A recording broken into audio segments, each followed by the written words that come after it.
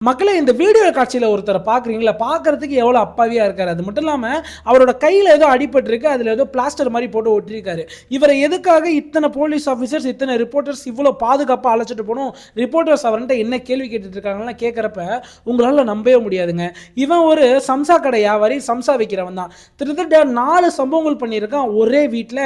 அந்த சம்பவங்கள்லாம் செஞ்சுட்டு அதே வீட்டில் கிட்டத்தட்ட 12 மணி நேரம் அவன் என்ன செஞ்சான் அப்படின்னு கேட்குறப்ப உங்களோட ஈரக்குலையே நடுங்கி போயிருங்க. இதுவரை இந்தியாவில் இப்படி ஒரு சம்பவம் நடந்ததே கிடையாது. அது மட்டும் இல்லாமல் அந்த 12 மணி நேரத்தில் டாய்லெட் கிளீனருக்கு யூஸ் பண்ணுவோம்ல ஹார்பிக், அந்த ஹார்பிக்கை வச்சு இவன் என்ன செஞ்சான்னு கேட்குறப்ப இப்படியும் ஒரு சில சைக்கோ இருக்கிறீங்களாடா அப்படின்ற மாதிரி நம்மளுக்கு எண்ணம் தோன்றும். மறக்காம முழு கதையை தெரிஞ்சுக்க முழு வீடியோ பாருங்க. உங்களுக்கு கிரைம் கதைகள் கேட்க பிடிக்கும் அப்படின்ற பட்சத்தில் மறக்காம நம்ம சேனலுக்கு ஒரு லைக் கொடுத்துட்டு சப்ஸ்கிரைபும் பண்ணிக்கோங்க.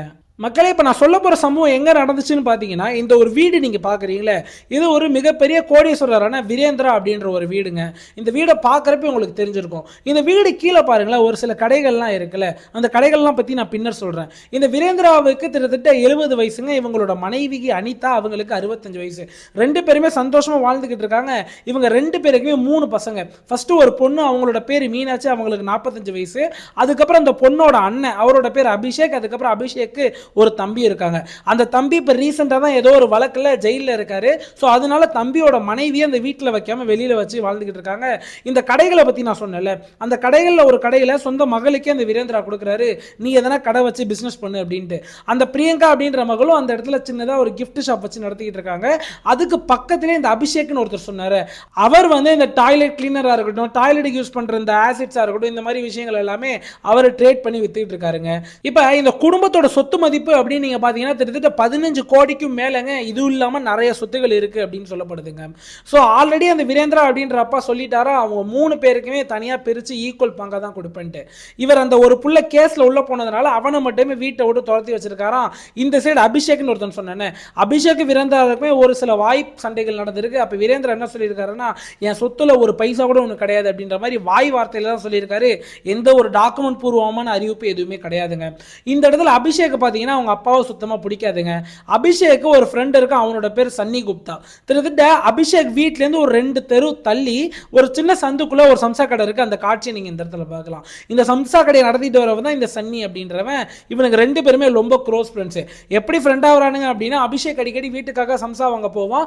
அப்ப பேச்சு பழக்கம் ஏற்பட்டு இந்த அபிஷேக் அப்படின்றவன் நல்ல பணக்கார பையன் அப்படின்றதுனாலே சன்னி எதனா பண உதவிக்கு நமக்கு ஆவான் அப்படின்ற மாதிரி பேச்சை போடுறாரு. 2 பேருக்கும் நல்ல பழக்கம் ஏற்படுதுங்க.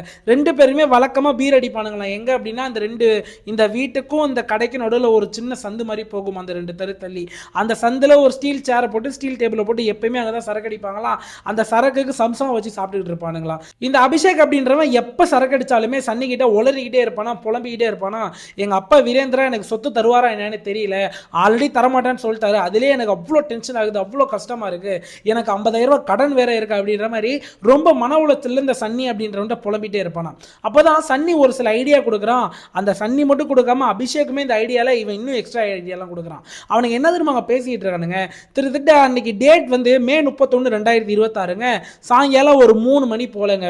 அப்ப எந்த ஒரு நடமாட்டமும் இல்லை, அதே இடத்துல சரக்கு அடிச்சிட்டு இருக்கானுங்க அந்த பீர் சம்சாவெல்லாம் வச்சுட்டு. அப்ப அபிஷேக் என்ன சொல்றான் சன்னிக்கிட்ட அப்படின்னா, இந்த மாதிரி என்னோட தாய் தந்தையர் அந்த உலகத்தை விட்டே நம்ம 2 பேரும் சேர்ந்து அனுப்பி வச்சிடலாம், உனக்கு எனக்கு வர சொத்துல ஒரு பாதி பங்கு உனக்கு நான் கொடுத்துட்றேன், எனக்கு ஹெல்ப் பண்ணுவியா அப்படின்ற மாதிரி அபிஷேக் வந்து சன்னியை பற்றி கேட்குறாரு. அந்த சன்னி சம்சா கடை நடத்துகிறார். அவரோட தின வருமானமே 600 ரூபாயிலேருந்து 700 ரூபாய் மட்டும்தானா. இவன் என்னோட 15 கோடி ரூபாய் சொத்துல திட்டத்தட்ட பாதி பணத்தை நம்மளுக்கே கொடுக்குறேன்னு சொல்கிறான். கிட்டத்தட்ட ஒரு 7.5 கோடி வருது, நம்ம கண்டிப்பாக இதில் நம்ம அவனுக்கு ஹெல்ப் பண்ணலாம் அப்படின்ற மாதிரி சன்னியும் ஓகே சொல்கிறான். அன்னைக்கே பிளான் பண்ணுறானுங்க. அன்னைக்கு 3 மணிக்கு பிளான் பண்ணியே நம்ம இன்னைக்கே எக்ஸிக்யூட் பண்ணி ஆகணும் அப்படின்ற மாதிரி பிளான் பண்றானுங்க. அதுக்காக என்ன வெப்பன் யூஸ் பண்ணலாம் அப்படின்னு 2 பேரும் டிஸ்கஸ் பண்ணிட்டு இருக்கானுங்க. அப்போ ஒருத்தன் கன் யூஸ் பண்ணலான்றான், ஒருத்தன் கத்தி யூஸ் பண்றான்லாம். அப்ப சன்னியே என்ன சொல்றான் அப்படின்னா, எதுக்காக நம்ம இதெல்லாம் தேவையில்லாத விஷயம், மிஸ் ஆனிச்சுன்னா நம்ம மாட்டிப்போம், நம்ம வழக்கம் போல ஒரு இரும்பு ராடை வச்சு இந்த சம்பவத்தை முடிச்சிடலாம் அப்படின்னு பிளான் பண்ணி ஒரு இரும்பு ராடை எடுத்து கிட்டத்தட்ட 4:45 மணி போல அந்த ராடெல்லாம் எடுத்துட்டு வெயிட் பண்ணி இருக்கானுங்க. எதுக்காக அப்படின்னா, நான் முன்னாடியே சொல்லியிருந்தேன், இவனோட தங்கச்சி இருக்காங்களே அவங்க அதே ஒரு வீட்டில் கீழே உள்ள அந்த காம்ப்ளெக்ஸ்ல தான் ஒரு கடையில் கிஃப்ட் ஷாப் வச்சிருக்காங்க. அந்த கிஃப்ட் ஷாப் மதிய நேரம் க்ளோஸ் பண்ணிட்டு திருப்பி 5 மணிக்கு தான் ஓப்பன் பண்ணுவாங்களாம். அபிஷேக் என்ன சொல்கிறான், 5 மணிக்கே ஓப்பன் பண்ண கிஃப்ட் ஷாப்புக்கு வருவா, நம்ம அதே இடத்துல முடிச்சு கட்டிடலாம், அந்த இடத்துல அந்த டைமில் எந்த ஒரு கூட்டமும் இருக்காது, நம்ம கிஃப்ட் ஷாப்புக்குள்ளேயே என் தங்கச்சியை முடிச்சுட்டு நம்ம ஷட்டர் இழுத்துட்டு போயிடலாம் அப்படின்ற மாதிரி பேசுகிறான். அபிஷேக்கும் சன்னியும் நேராக கடைக்கு போகிறானுங்க. கடையை பார்த்தா பூட்டி இருக்குங்க. அப்போ அபிஷேக் ரொம்ப டென்ஷன் ஆகிறான். ஏன்னா ஆல்ரெடி அவன் போதையில் இருந்ததுனால ஒரு ஃபோர்ஸாக வந்திருக்கான் அவனோட தங்கச்சி கதையை முடிக்கணும் அப்படின்ட்டு. இந்த இடத்துல கதை பூட்டி இருக்கிறத பார்த்தோன்னே ரொம்ப கோவம் அடைகிறான். கோவம் அடைஞ்சு கோவம் தலைக்கேறி நம்ம வீட்டுக்குள்ளே போய் அவள் கதையை முடிச்சிடலாம் அப்படின்ட்டு சன்னியை கூப்பிட்டு இந்த வீட்டுக்குள்ளே போகிறாங்க. அப்போ அந்த வெராண்டாவெல்லாம் நடந்து போயிட்டு படியில் ஏறிக்கிட்டு இருக்கப்ப இவனோட தங்கச்சியான மீனாட்சி கையில் சாவியோட சாரி கட்டிட்டு இறங்கிட்டு இருக்காங்க, கிளம்பி கடையை திறக்கலாம் அப்படின்ட்டு. இறங்கிட்டு இருக்கவங்க ஒரு விஷயத்தை நோட் பண்ணுறானுங்க. இவங்க 2 பேருமே இந்த சன்னியும் குப்தாவும் கைகளை பின்னாடி கட்டி நின்றுக்கிட்டு இருக்காங்க. இதை பார்க்குறப்பே அந்த மீனாட்சிக்கு லைட்டாக சந்தேகம் ஏற்படுது. கீழே வந்து அண்ணன் என்னென்ன அப்படின்னு பேச வராங்க. அப்போ டக்குன்னு இந்த அபிஷேக் என்ன பண்ணுறான், கையில் இருக்க ராடு கம்பி எடுத்து அவங்க மேலே தாக்குதலை ஏற்படுத்துகிறாங்க. தாக்குதலை ஏற்படுத்துனே அவங்க ஜஸ்ட் நவுந்துட்டாங்க. நவுந்துட்டு ஏதோ ஒன்று தப்பாக இருக்குன்னு நினச்சிட்டு மேலே ஓட பார்த்துருக்காங்க. இந்த சைடு சன்னியும் அபிஷேக்கும் சேர்ந்து அவங்க கால்களை பிடிச்சி கீழே இழுத்து அவங்க அதே இடத்துல கீழே விழுவுறாங்க. அதுலேயே அவங்களுக்கு தலையிலையும் அடிப்படுதுங்க. கீழே விழுந்தவங்களை 2 பேரும் சரமாரியாக தாக்குறாங்க அந்த ராடு கம்பியை வச்சு. அதுலேயே அவங்களோட உயிர் பிரிஞ்சு போயிருது. அதுக்கப்புறம் அவங்களோட சடலத்தை கால் கையெல்லாம் பிடிச்சி ஓரமாக இழுத்து அந்த படிக்கட்டு கீழே மறைச்சு வைக்கிறாங்க. படிக்கட்டு கீழே மறைச்சு வச்சுட்டு எங்கள் அப்பாவும் எங்கள் அம்மாவும் இந்த டைமில் தூங்கிக்கிட்டு தான் இருப்பாங்க, நம்ம மேலே ஏறி அவங்களோட அறைக்கு போகலாம் அப்படின்ட்டு அபிஷேக சன்னி அழைச்சிட்டு போகிறோம் அவங்களோட அறைக்கு. அந்த அறைக்கு போகிறப்ப 2 பேரும் தூங்கிக்கிட்டு இருக்காங்க, ஆழ்ந்த உறக்கத்தில் இருக்காங்க. அந்த சாயங்கால நேரம் ஒரு 6 மணி இருக்குங்க அப்போ நேரம். அப்போ என்ன செய்கிறாங்க அப்படின்னா தூங்கிக்கிட்டு இருக்கவங்கள உடனடியாக 2 பேருமே 2 சைட்லேருந்து தாக்க ஆரம்பிக்கிறாங்க. இந்த அபிஷேக் அப்படின்றவன் அவங்களோட தாயாரை தாக்குறான், இந்த சன்னி அப்படின்றவன் அவங்களோட தந்தையாரை தாக்குறான் வீரேந்திராவை. 2 பேரும் அடிச்சதுல அவங்க கண் முழிக்க கூட இல்லையாங்க, அவங்களோட உயிர் அதே இடத்துல பிரிஞ்சிருது.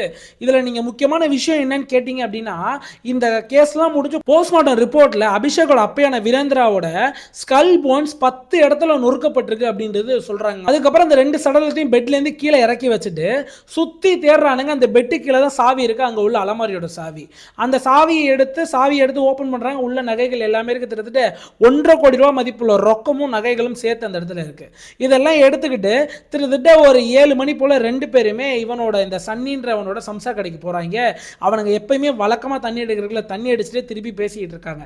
இப்போ நம்ம நகையெல்லாம் எடுத்தாச்சு, இதை நம்ம ஈக்குவலா பிரிச்சுப்போம், அது மட்டும் இல்லாமல் உனக்கு வர சொத்துல ஈக்குவலா பங்கு போட்டுக்கலாம் அப்படின்னு பேச்சுவார்த்தை நடத்திட்டு இருக்கப்ப அப்பயுமே இந்த அபிஷேக் போதையில தான் இருக்கான். என்ன சொல்றான் அப்படின்னு அந்த சன்னிட்ட, இந்த பாரு நான் உன்ட்ட ஹெல்ப் கேட்டது என்னமோ ஒண்ணுதான், நான் உன்ட்ட ஹெல்ப் கேட்டப்ப ஆளுக்கு பாதின்னு சொல்லி தான் ஹெல்ப் கேட்டேன். ஆனா இந்த 3 சம்பவத்தையும் நான் தானடா செஞ்சேன், நீ கூட மட்டும் தான் நின்றுருக்க, எல்லாரையும் தாக்குனது நான் தானே இந்த ராடு கம்பியால், அதனால உனக்கு அந்த அளவுலாம் நான் வந்து உனக்கு பங்கு கொடுக்க மாட்டேன், வேணா ஒரு 5% 6% எடுத்துக்க, அதுக்கு மேலே நான் தரமாட்டேன் அப்படின்ற மாதிரி அபிஷேக் இந்த இடத்துல சொல்றாரு. உடனே அங்க உள்ள சன்னிக்கு ரொம்ப கோவம் வருதுங்க. அப்ப ஒரு விஷயத்தை அந்த சன்னி யோசிக்கிறான். நான் முதல்ல ஒரு காட்சி காட்டியிருப்பேன், அந்த சன்னியை சுத்தி ரிப்போர்ட்டர்ஸ் எல்லாமே சூழ்ந்து கேள்வி கேட்டுட்டு இருப்பாங்க, போலீஸ் அழைச்சிட்டு போயிருப்பாங்க. அப்போ ஒரு விஷயம் சொல்லுவான், அது என்ன விஷயம் நான் அந்த இடத்துல சொல்றேன். அப்ப அந்த விஷயத்தை தான் சன்னி அந்த டைம்ல யோசிக்கிறான். அபிஷேக் இந்த மாதிரி சொன்னோனே உனக்கு 6% தான் நான் தருவேன் அப்படின்ற மாதிரி. அப்ப சன்னி என்ன யோசிக்கிறான் அப்படின்னா, ஏண்டா அப்பா அம்மாவுக்கே துரோகம் பண்ண நாய் நீனு, எனக்கு நீ செய்ய மாட்டியா அப்படின்ற மாதிரி இவனுக்கு ஒரு எண்ணம் தோன்றிருக்கு. உடனே அதே இடத்துல ராடு கம்பி எடுத்து அந்த அபிஷேக்கை போட்டு தாக்க ஆரம்பிக்கிறான். ஸோ தாக்குனதுல அபிஷேக் அந்த இடத்துல உயிரே போயிருச்சுங்க. உடனே அபிஷேக்கோட சடலத்தை எடுத்து இவனோட கடைக்குள்ள போட்டு ஷட்டரெல்லாம் மூடிட்டு இந்த சைடு அபிஷேக்கோட கடைக்கு போகிறான் விரைந்து.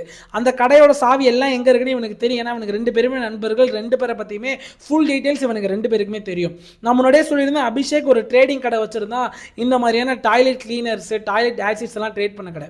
அந்த இடத்துல போய் டாய்லெட்டுக்கு யூஸ் பண்ற ஆசிடா இருக்கட்டும், கிளீனரா இருக்கட்டும், ஹார்பிக்கா இருக்கட்டும், எல்லாத்தையுமே எடுத்துட்டு வந்து இவனோட கடைக்குள்ள இருந்த அபிஷேக்கோட சடலத்தை மறைக்க ட்ரை பண்றான். அந்த ஐடென்டிட்டியை மறைக்கணும் அப்படின்றதுக்காக அபிஷேக்கோட சடலத்தில் உள்ள முகத்துல அந்த டாய்லெட் கிளீனரான ஹார்பிக்கை யூஸ் பண்றான். இப்ப உங்களுக்கு எனக்கு எல்லாருக்குமே ஒரே கேள்விதான், எதுக்காக அந்த இடத்துல அவன் ஹார்பிக்கை முகத்துல யூஸ் பண்றான் அப்படின்ட்டு. அதாவது அவன் முதல்ல ஆசிட் தாங்க யூஸ் பண்ணி அந்த முகத்தெல்லாம் அழைக்கணும் அப்படின்ற மாதிரி யோசிச்சிருக்கான், ஐடென்டிட்டியை அழிச்சிடணும் அப்படின்ட்டு. இந்த மாதிரி நம்ம யூஸ் பண்றப்ப சுத்தி ஸ்மெல் போகும், நம்ம மாட்டிப்போம் அப்படின்றதுனால அந்த ஸ்மெல் தெரியாம இருக்கிறதுக்காக ஹார்பிக் யூஸ் பண்ணலாம் அப்படின்றது அவனோட ஐடியா. அதனால ஹார்பிக் இந்த மாதிரி ஆசிட்ஸ்லாம் யூஸ் பண்ணி அவனோட ஐடென்டிட்டி அதே இடத்துல மறைக்கிறான். மறைச்சிட்டு திருப்பி அவன் கடையை ஓப்பன் பண்ணி ஷட்டர் ஃபுல்லாக க்ளோஸ் பண்ணிட்டு இவன் வெளியே வந்துட்டு ஸோ அந்த வீட்டுக்கே போகிறான். திருப்பி அந்த 3 சம்பவம் நடந்த வீட்டுக்கு, அந்த வீட்டுக்கு போயிட்டு சுத்தமாக ஃபுல்லாக வந்து துடைக்க ஆரம்பிக்கிறான். இந்த ஹார்பிக் கிளீனர் எல்லாத்தையும் போட்டு தொடச்சிட்டு அங்கே உள்ள அந்த இந்த 3 சடலத்தையும், வீரேந்திராவோட சடலத்தா இருக்கட்டும், அவங்களோட மனைவி சடலத்தை, அதுக்கப்புறம் இந்த மீனாட்சி பொண்ணு சடலத்தை, எல்லாருக்குமே இதே மாதிரியான செயலை செய்யற, அவங்களோட ஐடென்டிட்டியும் ஃபுல்லா அழிச்சிட்டு அதுக்கு மேல ஹார்பிக்லாம் பயன்படுத்தி ஸ்மெல் வராம இருக்கிறதுக்கு எல்லாம் முடிச்சுட்டு என்ன தெரியுமாங்க செய்யறான், அதே வீட்டில் சாப்பிட்றதுக்கு என்ன இருக்குன்னு போய் கிச்சனில் பார்த்துட்டு அங்கே இருக்க பொருளெல்லாம் வச்சு ஏதோ ஒன்று செஞ்சு சமைச்சு சாப்பிட்றான். சமைச்சு சாப்பிட்ட பிறகு அதே இடத்துல குளிக்கிறான். அந்த வீட்டில் எந்த இடத்துல ஏசி ரூம் இருக்குன்னு பார்த்து அந்த ஏசி ரூமில் போயிட்டு ஏசியை ஹையில் வச்சு கிட்டத்தட்ட 12 மணி நேரம் அங்கே ஃபுல் உறக்கத்தை போடுறான். கிட்டத்தட்ட ஜூன் 1ஆம் தேதி தான் காலையில் முழிக்கிறாங்க. அப்போ யோசிச்சு பாருங்களேன் அவனோட அந்த ஒரு குணம் எப்படி இருக்கும் அப்படின்றத பாருங்க. அந்த வீட்டில் 3 சடலம் இருக்கு, 4 பேரை சம்பவம் பண்ணிட்டு வந்திருக்கான் பாருங்க. சமைச்சு சாப்பிட்டுட்டு அதே வீட்டில் குளிச்சுட்டு அதே வீட்டில் தூங்கி இருக்கான், அதுவும் ஏசியை போட்டு தூங்கிட்டு. அந்த ஜூன் 1ஆம் தேதி காலையில் ஒரு 6 மணி போல வெளியே வராங்க. அந்த சிசிடிவி காட்சி இந்த இடத்துல பார்க்கலாம் நீங்க. அவனை பாருங்களேன் எவ்வளோ டீசெண்டாக சட்டை பேண்ட் ஷூலாம் போட்டிருக்கானு. இந்த சட்டை பேண்ட் ஷூ யாரோட தெரியுமா, அந்த வீரேந்திரா அப்படின்ற கோடீஸ்வரோட, அவரோட உடைமைகளை அணிஞ்சுக்கிட்டே வெளியில வந்திருக்கான். எந்த அளவு கொடுமைன்றத பாருங்களேன். இதுக்கும் மேல இன்னும் நிறைய இருக்குங்க. ஜூன் 2ஆம் தேதி என்ன நடக்குது அப்படின்னா அதே வீட்டில இருந்து நிறைய ஸ்மெல் வந்திருக்குங்க. உடனே போலீஸ் ஆஃபீஸருக்கு தகவல்லாம் போகுது. போலீஸ் ஆஃபீஸர்ஸ் வந்து என்ன வீட்டை பார்க்குறாங்க, வீட்டோட கதவு திறந்தே தான் இருக்கு. சரி உள்ள போய் பார்க்குறாங்க, இந்த மாதிரியே 3 சடலங்க அந்த இடத்துல இருக்கு. உடனே போலீஸ்க்கு ஒண்ணுமே புரியல, யாரு மேலேயும் சந்தேகம் வரல, சுத்தி முத்தி தேடிக்கிட்டு இருக்காங்க. அப்ப அந்த கூட்டத்தில் ஒருத்தன் ரொம்ப அழுதுகிட்டு இருக்காங்க. அவன் தான் யாரு, சன்னி. ஐயோ என்னோட நண்பனோட குடும்பத்துக்கு இந்த மாதிரி யாரோ செஞ்சுட்டாங்களே, யாரு என்ன செஞ்சான்னு தெரியலையே, ராபரி நடந்துருச்சு அப்படின்ற மாதிரி கத்தி அழுவ ஆரம்பிக்கிறான். அப்பயே போலீஸ்க்கு மேல லைட்டா ஒரு சந்தேகம் வருதுங்க. சரி வெறும் சந்தேகம் வச்சு ஒருத்தன் அரெஸ்ட் பண்ண முடியாது அப்படின்ட்டு அவனை ஒரு சஸ்பெக்டா வச்சுக்கிட்டு சுத்தி உள்ள சிசிடிவி எல்லாத்தையுமே செக் பண்றாங்க. கிட்டத்தட்ட 150 மேற்பட்ட சிசிடிவியை அப்பதாங்க இவன் மாற்றான். அந்த வீட்டுல இருந்து வெளியே வர மாதிரியான ஒரு காட்சி தெரிஞ்சது. ஜூன் 1ஆம் தேதி காலையில இந்த 6 to 7 மணிக்குள்ள இவன் வெளியே வர காட்சி பதிவாயிருக்குங்க. உடனே இவனை பிடிச்சி கேட்கறப்பதான், இவன் அழைச்சிட்டு போறப்பதான் அந்த இடத்துல நிறைய விஷயத்தை ஒத்துக்கிட்டாங்க. அப்ப இந்த ரிப்போர்ட்டர்ஸ்லாம் கேட்கறப்பதான் அந்த ரிப்போர்ட்டர்ஸ்ட்ட ஒரு வார்த்தை சொல்றான், ஏங்க அவன் அம்மா அப்பாவுக்கே துரோகம் பண்றான், எனக்கு பண்ண மாட்டானா, அதனாலதாங்க அவன் அந்த மாதிரி செஞ்சான் அப்படின்ற மாதிரி ரொம்ப கேஷுவலா சொல்லியிருப்பான். இதுல போலீஸ் 2 பேர் சஸ்பெண்ட் ஆனாங்க. அது ஏன் அப்படின்றத நீங்க கேளுங்களேன். இந்த சம்சா கடைக்காரன் தெரிஞ்சு மே 30 வந்து யார் கூட, அபிஷேக் கூட தான் இருந்திருக்கான், வீட்டுக்கே போலையாம். மே 30, 31 வீட்டுக்கே போகாததுனால மே 31ஆம் தேதி நைட் என்ன செஞ்சிருக்காங்க அப்படின்னா அவனோட குடும்பத்தார் போலீஸ் ஸ்டேஷன் போய் கம்ப்ளைண்ட் கொடுத்திருக்காங்க, என்னோட கணவனான சன்னி குப்தாவை காணோம், நீங்க கண்டுபிடிச்சு கொடுங்க அப்படின்ட்டு. அந்த இடத்துல போலீஸ் ஆமா சம்சா கடைக்காரன் காணாம போனா இவங்க எல்லாம் கண்டுபிடிக்கணும் அப்படின்ட்டு போலீஸ் ரொம்ப அலட்சியமா இருக்காங்க. சுத்தமா தேடுதல் வெட்டியே பயன்படுத்தல, அதை வந்து ஒண்ணுமே யூஸ் பண்ணவே இல்லையா, அந்த ஒரு கேஸை பொருட்டாவே எடுத்துக்காம போமா வீட்டுக்கு போமா வந்துடும் அப்படின்னு சொல்லியிருக்காங்க. இதனாலே போலீஸ் 2 பேர் வந்து சஸ்பெண்ட் செய்யப்படுறாங்க. அவங்க அப்பயே அவனை தேடி இருந்தா கூட இந்த ஒரு கிரைம் அவங்க சீக்கிரமா சால்வ் பண்ணிருக்கலாம். இப்போ வந்து என்ன நடந்துச்சுன்னு தெரியல, அதுதான் மிகப்பெரிய கேள்வியே. ஏன் நான் என்ன நடந்துச்சுன்னே தெரியல அப்படின்னு சொல்றேன்னா, போலீஸ் கொடுத்த அபிஷியல் ரிப்போர்ட் படி என்ன சொல்றாங்க அப்படின்னா, இந்த சன்னி அபிஷேக்கும் 2 பேரும் க்ளோஸ் ஃப்ரெண்ட்ஸ். அபிஷேக்கு 50,000 ரூபாய் கடன் இருந்ததுனால அபிஷேக்கோட அப்பா இவனுக்கு எந்த சொத்துக்கும் தரமாட்டேன்னு சொன்னதுனால கோவப்பட்டு சன்னியோட சேர்ந்து இந்த மாதிரி சம்பவங்கள் பண்ணியிருக்காங்க. சம்பவம் பண்றப்ப அபிஷேக் தான் இந்த 3 பேரையுமே கொலை செஞ்சிருக்கான். ஆனா சன்னி கூட மட்டும் தான் இருந்திருக்கான். அபிஷேக் இவனுக்கு சன்னிக்கு பங்கு தரமாட்டேன்னு ஏமாத்தினால தான் சன்னி கோவப்பட்டு திருப்பி அபிஷேக் கொலை பண்ணியிருக்கான் அப்படின்றதான் போலீஸோட ரிப்போர்ட். இந்த இடத்துல மக்கள் எல்லாருமே ஒரு கேள்வி எழுப்புறாங்க போலீஸ் மேல, அதே மாதிரி இன்வெஸ்டிகேட்டர்ஸ் எல்லாமே ஒரு கேள்வி எழுப்புறாங்க. ஒரே ஒரு விஷயம் தாங்க, இந்த அபிஷேக் அப்படின்றவர் வாரிசு தான், அவங்களுக்கு 15 கோடிக்கு மேல சொத்து இருக்கு. என்னதான் வந்து சும்மா வாய் வார்த்தையில சொன்னாலுமே டாக்குமெண்ட் படி எந்த விஷயமும் சொல்லலைன்னா செல்லாது. கண்டிப்பா அபிஷேக்கு அந்த 5 கோடி ரூபாய் சொத்து வந்திருக்கும். ஏன்னா 3 பசங்க 3 பேருக்கு பிரிச்சு கண்டிப்பா 5 கோடி ரூபாய் சொத்து வந்திருக்கும். எதுக்காக இவ்வளவு பெரிய ரிஸ்க் எடுக்கணும் அப்படின்ற ஒரு கேள்வி பாருங்க. அபிஷேக் அப்படின்றவருக்கு லீகலாவே 5 கோடி ரூபாய் சொத்து வரணும், அவருக்கும் அது தெரியும், நல்ல பணக்காரர் தான், நல்ல படிப்பறிவு உள்ளவர் தான். எதுக்காக அல்பம் இந்த 1.5 கோடிக்காக 3 பேரை வந்து உயிரெடுக்கணும் அப்படின்ற ஒரு மிகப்பெரிய கேள்வி இந்த இடத்துல இருந்தது. இன்னொரு கேள்வி என்னன்னா, வெறும் 50,000 ரூபாய் தாங்க கடன் இருக்கு, அதுவுமே ஒரு கைமாத்து கடன் தான், யார்கிட்டயே கொடுத்துறேன்னு சொல்லி வாங்கினதான், ரொம்ப ரீசெண்டா வாங்கினதான் அந்த அபிஷேக். ஸோ அதனால இந்த இடத்துல சன்னி என்ன சொல்றான், 50,000 ரூபாய் கடன் இருந்ததுனால அவர் மன உளைச்சல் இருந்தாரு. ஏங்க அவன் ஒரு கோடீஸ்வரங்க, அவங்களோட பங்களாவே பாருங்களேன், ஒரு 50,000 ரூபாய் கடனுக்காக ஒரு மன உளைச்சல் இருப்பானா? கண்டிப்பா கிடையாதுல்ல. இந்த மாதிரியான கேள்விகள்லாம் எழும்புது. அப்ப இந்த இடத்துல இந்த சன்னி குப்தா அப்படின்றவன் பயங்கரமான மாஸ்டர் மைண்டா இருக்கான் அப்படின்றது ஒரு கேள்வி. ரெண்டாவது விஷயம் என்னன்னு வைங்களேன், எதுக்காக அவன் 10 மணி நேரம் அதே வீட்டில் இருக்கணும்? இன்னொரு டீட்டெயில் சொல்றாங்க, அந்த 10 மணி நேரம் வீட்டில் சமைச்சு சாப்பிட்டு தூங்கினான் பார்த்தீங்களா, அந்த 10 மணி நேரமே அவன் டோரை லாக் பண்ணாம தாங்க தூங்கியிருக்கான், டோரை லாக் பண்ணாம தான் அந்த ஏசியில் படுத்திருக்கான். அப்ப இதுவுமே ஒரு கேள்வி எழுப்புதுல, எதுக்காக அவன் 10 மணி நேரம் இருக்கணும்ன்றதே ஒரு கேள்வி. கேள்விதான். ஏன்னா தினக்கூலி டெய்லி ஒரு 600-700 சம்பாதிக்கிறதுக்கு கஷ்டப்படுறவன்ட்ட 1.5 கோடி ரூபா மதிப்பிலான நகைகளா இருக்கட்டும், பணங்களா இருக்கட்டும் அவன் கையில இருக்கு. அவன் நினைச்சிருந்தா எடுத்துட்டு ஓடி போய் தப்பிச்சிருக்கலாம். எதுக்காக அந்த இடத்துல வெயிட் பண்ணணும் அப்படின்ற ஒரு விஷயம் இருக்கு. இதை என்ன சொல்றாங்கன்னா, இதுதான் ஓவர் திமிரா இருக்கலாம், ஓவர் ஆட்டிடியூடா இருக்கலாம். இந்த மாதிரி 3 சம்பவம் செஞ்ச அப்புறம் தனக்கு தானே ஒரு கெத்து வந்திருக்கலாம், அந்த ஒரு வெறி வந்திருக்கலாம், அதனால கூட அது கேஷுவலா இருந்திருக்கலாம் அப்படின்ற மாதிரி சொல்றாங்க. இன்னொன்னு என்ன சொல்றாங்க அப்படின்னா, அந்த 3 சடலங்கள் இருந்த இடத்துல ஒரு பேப்பர் கிடந்திருக்கு. அந்த பேப்பர்ல ஒரு பையனோட பேரும் அவங்களோட மனைவியோட பேரும் எழுதியிருக்கு. அதாவது நான் முன்னாடியே சொல்லியிருந்தேன்ல, அதாவது ஆல்ரெடி ஒரு பையன் வந்து கேஸ்ல உள்ள போயிருக்காரு, ஜெயிலில் இருக்கிற அவரோட மனைவியை வீட்டை விட்டு இப்போதைக்கு தற்காலிகமாக வெளியே அனுப்பிச்சு அந்த மனைவியோட தாயார் வீட்டில் வச்சிருக்காங்க அப்படின்ட்டு அவங்களோட 2 பேரோட பேர் எழுதியிருக்கு. இதையுமே இவன் தான் செஞ்சிருப்பானா அப்படின்றது போலீஸ்க்கு தெரியல. ஏன்னா அந்த ஹேண்ட் ரைட்டிங் அனாலிசிஸ்க்கு இப்போ தான் அனுப்பியிருக்காங்க. அது அபிஷேக்கோட ஹேண்ட் ரைட்டிங்கா இல்லை சன்னியோட ஹேண்ட் ரைட்டிங்கான்னு தெரியல. ஏன்னா அவனுக்கு 2 பேர்ல எவனாவது ஒருத்தன் எழுதிட்டு போலீஸை வந்து திசை திருப்புறதுக்காக பண்ணியிருக்கலாம்ல. ஸோ அந்த ஒரு கோணத்தில் விசாரிச்சுட்டு இருக்காங்க. இன்னும் வரையுமே எதுக்காக இந்த சம்பவம் நடந்துச்சுன்றது சுத்தமா புரியவே இல்லைங்க. இதுல இன்னொரு டீடைல் இருக்குங்க. கிட்டத்தட்ட 2025 இந்த வீரேந்திரா அப்படின்றோட தங்கச்சியுமே மர்மமான முறையில் இறந்து போறாங்க. அதுவுமே ஒரு மர்டர் வழக்கு தான் அப்படின்றத சொல்றாங்க. அந்த வழக்கை பத்தின முழு டீடைல்ஸ் இன்னும் ஆன்லைன்ல அவைலபிள் இல்ல, எந்த நியூஸ்லயும் அவைலபிள் இல்ல. ஜஸ்ட் ஒரு ஒன்லைன் மட்டும் சொல்றாங்க. ஒருவேளை அதுக்கும் இதுக்கும் எதனா சம்மதம் இருக்குமா அப்படின்ட்டு. ஏங்க இந்த ஒரு செய்தியிலேருந்து ஒரே ஒரு விஷயத்தை தாங்க தெரிஞ்சுக்கணும். உங்கள்கிட்ட எவ்வளவு சொத்து பணம் இருந்தாலும் சரி, எவ்வளவு பணம் இருந்தாலும் சரி, உங்க குடும்பத்தில் எவ்வளவு பிரச்சனைகள் இருந்தாலும் சரி, ஃபர்ஸ்ட் டிஸ்கஸ் பண்ற இலவடத்த விஷயத்தை விடுங்க. உண்மையிலேயே அது எங்க போய் முடியும்னே தெரியாதுங்க. ஒரு விஷயத்தை உங்க குடும்பத்தை தாண்டி எங்கேயுமே டிஸ்கஸ் பண்ணாதீங்க. அது எவ்வளவு பெரிய நண்பனாக இருந்தாலும் சரி, தேவையில்லைங்கிற உங்களோட குடும்ப பர்சனல் விஷயங்களா இருக்கட்டும், சொத்து விவரமா இருக்கட்டும், உங்களோட பண விவரமா இருக்கட்டும், எதையுமே ஸ்ட்ரேஞ்சர்கிட்ட சொல்லவே சொல்லாதீங்க. ஈவன் தான் அவங்க உங்க ஃப்ரெண்டா இருந்தாலும் அவசியமற்ற விஷயம். ஏன்னா எவன் எப்படி இருப்பான் அப்படின்றதே நம்மளுக்கு தெரியல. அதனால சொத்து விவரத்தை முக்கியமா யாருக்கிட்டையும் ஷேர் பண்ணிடாதீங்க. அதாவது ஒரு பெருமைக்காக கூட சொல்லிடாதீங்க, என்கிட்ட எவ்வளவு சொத்து இருக்கு, நான் எவ்வளவு சம்பாரிச்சு சேர்த்திருக்கேன் அப்படின்னு கூட ஒரு விஷயம் தேவையில்லாத விஷயங்க. எந்த அளவு நீங்க சொல்லாம இருக்கீங்களோ அந்த அளவு உங்களுக்கும் சேஃப்டி, உங்களோட உடைமைகளுக்கு சேஃப்டி அப்படின்றது தான் என்னோட கருத்து. நீங்க என்ன நினைக்கிறீங்கன்னு மறக்காம கமெண்ட்ல சொல்லுங்க. உங்களுக்கு எதனா எனக்கு சின்ன உதவி பண்ணணும் அப்படின்னு தோணுச்சுன்னா, இது என்னோட 2வது சேனல். கிட்டத்தட்ட இன்னும் ஒரு 200 சப்ஸ்கிரைபர்ஸ் தேவைப்படுது அந்த சேனலை மானிட்டைசேஷன் பண்றதுக்கு. அதனால உங்களுக்கு என்னோட கதை விளங்கும் சுவாரஸ்யம் எல்லாம் பிடிச்சிருந்தா இந்த ஒரு வீடியோ ஷோ ஆகும். இந்த வீடியோ கிளிக் பண்ணி அந்த வீடியோ பார்த்துட்டு அந்த சேனலை சப்ஸ்கிரைப் பண்ணி வச்சுக்கோங்க.